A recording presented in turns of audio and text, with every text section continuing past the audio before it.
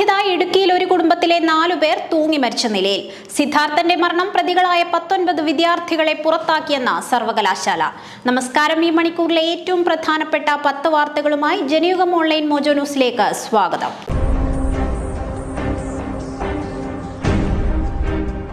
Idukki ഉപ്പുതറയിൽ autorickshaw ഡ്രൈവറെയും ഭാര്യയും 2 മക്കളെയും തൂങ്ങി മരിച്ച നിലയിൽ കണ്ടെത്തി. പട്ടത്തമ്പലം സ്വദേശി സജീവ് മോഹനൻ, ഭാര്യ രേഷ്മ, മകൻ ദേവൻ, മകൾ ദിയ എന്നിവരാണ് മരിച്ചത്. ആത്മഹത്യയെന്നാണ് പ്രാഥമിക നിഗമനം.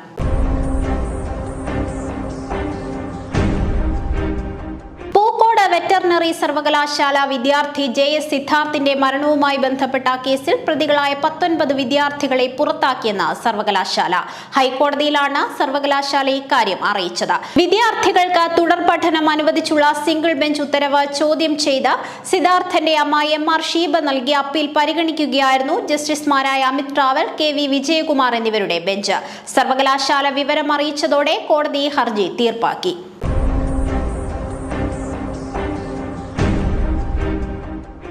ഭീകരാക്രമണ കേസിലെ പ്രതിയായ പാകിസ്ഥാൻ വംശജനായ കനേഡിയൻ വ്യവസായി തഹാവൂർ റാണെ ഇന്ത്യയിലെത്തിച്ചു. ഡൽഹി പാലം വ്യോമസേന വിമാനത്താവളത്തിലാണ് തഹാവൂർ റാണയുമായുള്ള വിമാനം എത്തിയത്. കനത്ത സുരക്ഷയിൽ NIA ആസ്ഥാനത്തേക്ക് എത്തിക്കും. ചോദ്യം ചെയ്യലിന് 12 അംഗ NIA സംഘമാണ് ഉള്ളത്. ശേഷം അറസ്റ്റ് രേഖപ്പെടുത്തി കോടതിയിൽ ഹാജരാക്കി തീഹാർ ജയിലിലേക്ക് മാറ്റുമെന്നാണ് വിവരം.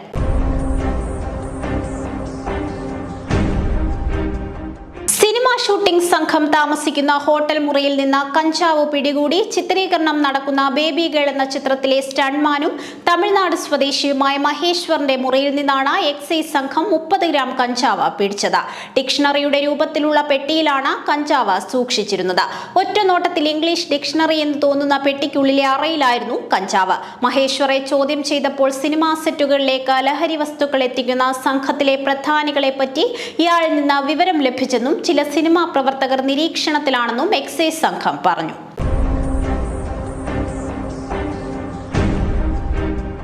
വീണ്ടും വിവാദ പരാമർശവുമായി അലഹബാദ് ഹൈക്കോടതി. ബലാത്സംഗ കേസിലെ അതിജീവത അപകടം വിളിച്ചു വരുത്തുകയായിരുന്നു. സംഭവത്തിൽ അവർക്കും ഉത്തരവാദിത്വമുണ്ടെന്ന് ചൂണ്ടിക്കാട്ടിക്കൊണ്ട് അലഹബാദ് ഹൈക്കോടതി പീഡന കേസ് പ്രതിക്ക് ജാമ്യം അനുവദിച്ചു.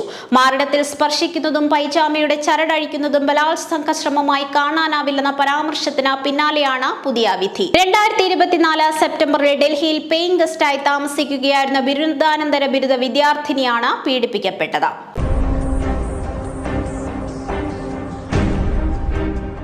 മുണ്ടക്കൈ ചൂരൽമല ദുരിതബാധിതരുടെ ബാങ്ക് വായ്പ എഴുതിത്തള്ളുന്ന കാര്യം കേന്ദ്ര സർക്കാർ പരിഗണിക്കണമെന്ന് ആവർത്തിച്ച് ഹൈക്കോടതി. ദേശീയ ദുരന്ത നിവാരണ നിയമം അനുസരിച്ച് വായ്പ എഴുതിത്തള്ളലിനടക്കം സാഹചര്യമുണ്ട്. കേരള ബാങ്ക് വായ്പ പൂർണ്ണമായും എഴുതിത്തള്ളിയിട്ടുണ്ട്. മറ്റു ബാങ്കുകൾക്കും ഇത് പരിഗണിക്കാൻ കഴിയില്ലേ എന്നും ജസ്റ്റിസുമാരായ AK ജയശങ്കരൻ നമ്പ്യാരും S ഈശ്വരനും അടങ്ങിയ ബെഞ്ച് ചോദിച്ചു. വായ്പ എഴുതിത്തള്ളാൻ കഴിയില്ലെന്നും മൊറട്ടോറിയം പ്രഖ്യാപിച്ചു വായ്പ പുനഃക്രമീകരണം നടത്താൻ മാത്രമേ സാധിക്കൂ എന്നും കേന്ദ്ര സർക്കാർ അറിയിച്ചു.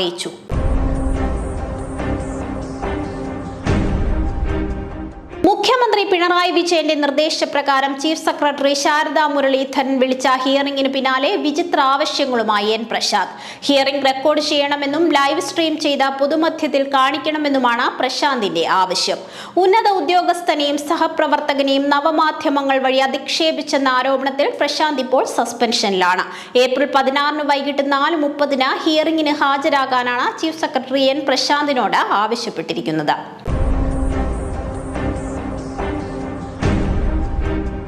തമിഴ്നാട്ടിലെ കോയമ്പത്തൂരിൽ ആർത്തവമുള്ള വിദ്യാർത്ഥിനിയെ ക്ലാസ് മുറിക്ക് പുറത്തിരുത്തി പരീക്ഷ എഴുതിച്ച സംഭവത്തിൽ സ്കൂൾ പ്രിൻസിപ്പലിന് സസ്പെൻഷൻ. 8ാം ക്ലാസ് വിദ്യാർത്ഥിനിയുടെ മാതാപിതാക്കളാണ് സ്വകാര്യ സ്കൂളിനെതിരെ പരാതി നൽകിയത്. തുടർച്ചയായി 2 ദിവസം പട്ടികജാതിക്കാരിയായ കുട്ടിയെ സ്റ്റെപ്പിലിരുത്തി പരീക്ഷ എഴുതിച്ചു. പെൺകുട്ടിയുടെ അമ്മ സ്കൂളിലെത്തിയപ്പോഴാണ് മകൾ പുറത്തിരുന്ന് പരീക്ഷ എഴുതുന്നത് കണ്ടത്. ആർത്തവമായതിനാൽ പ്രിൻസിപ്പൽ തന്നെ പുറത്താക്കിയെന്നാണ് പെൺകുട്ടി പറഞ്ഞത്. സ്കൂൾ അധികൃതരുടെ പ്രവൃത്തിക്കെതിരെ നിയമ നടപടിയുമായി മുന്നോട്ടു പോകാനാണ് കുടുംബത്തിന്റെ തീരുമാനം. എന്നാൽ കുട്ടിയെ ഒറ്റയ്ക്കിരുത്തി പരീക്ഷ എഴുതിക്കാൻ വീട്ടുകാർ ആവശ്യപ്പെട്ടതായാണ് സ്കൂൾ അധികൃതരുടെ വാദം. സംഭവത്തിൽ പൊള്ളാച്ചി ASPയുടെ നേതൃത്വത്തിൽ അന്വേഷണം ആരംഭിച്ചു.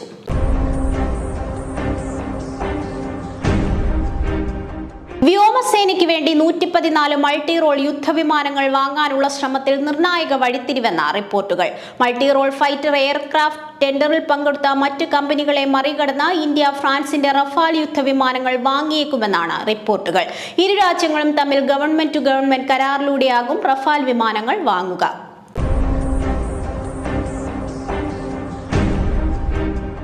ആണവ പദ്ധതിയിൽ നിന്നും പിന്മാറിയില്ലെങ്കിൽ ഇറാനെ ആക്രമിക്കുമെന്ന ട്രംപിന്റെ ഭീഷണി. ഇറാനെതിരെ യുദ്ധത്തിൽ ഇസ്രായേലായിരിക്കും നേതാവെന്നും US പ്രസിഡന്റ് ഡൊണാൾഡ് ട്രംപ് പറഞ്ഞു. നേരത്തെ ഇറാനുമായുള്ള പ്രശ്നങ്ങൾ തീർക്കാനായി US നടത്തുന്ന നയതന്ത്ര ശ്രമങ്ങൾക്ക് പിന്തുണ നൽകുമെന്ന് ഇസ്രായേൽ പ്രധാനമന്ത്രി ബെന്യാമിൻ നെതന്യാഹു അറിയിച്ചിരുന്നു. ഇറാൻ ആണവായുധം നിർമ്മിക്കരുതെന്നാണ് USന്റെയും ഇസ്രായേലിന്റെയും നിലപാടെന്നും നെതന്യാഹു കൂട്ടിച്ചേർത്തു.